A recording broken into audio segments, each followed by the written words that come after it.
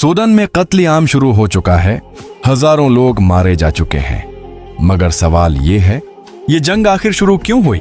ये जंग उस वक्त शुरू हुई जब सूडान की दो ताकतवर फोर्सेस, सूडानीज आर्मी और रैपिड सपोर्ट फोर्सेस, आपस में टकरा गईं। दोनों ये चाहते थे कि मुल्क पर किसका कंट्रोल हो। असल तनाज़ो उस बात पर हुआ कि आरएसएफ को फौज में जम किया जाए या अलग रखा जाए। बस यही बात एक खूनरेज जंग में बदल गई। लेकिन ये सिर्फ ताकत की लड़ाई नहीं थी। सूडान में पहले से ही गुर्बत, नस्ली इख्तिलाफात और बदअनवानी ने हालात को बगाड़ रखा था। अब इस जंग ने सब कुछ तबाह कर दिया। शहरी इलाकों पर बमबारी, कहत, भूख और जुल्म की अंतहा। रिपोर्ट्स के मुताबिक अब तक 1.5 लाख से ज्यादा लोग मारे जा चुके हैं और 1 करोड़ से ज्यादा अफराद बेघर हो चुके हैं। कुछ शहरों में सिर्फ 2 दिनों में हजारों लोग कत्ल किए गए।